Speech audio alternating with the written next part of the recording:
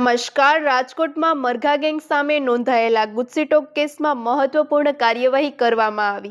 કેસમાં સામેલ કુલ 17 આરોપીના રિમાન્ડની મુદ્દત પૂર્ણ થતાં બધાને જેલ હવાલે કરવામાં આવ્યા. સુરક્ષાના ધ્યાન સાથે તમામ આરોપીને રાજ્યની વિવિધ જેલોમાં ટ્રાન્સફર કરવાની પ્રક્રિયા શરૂ કરાઈ. વધુ સમાચાર માટે જોડાયેલા રહો આરપી ગુજરાત ન્યૂઝ રાજકોટ.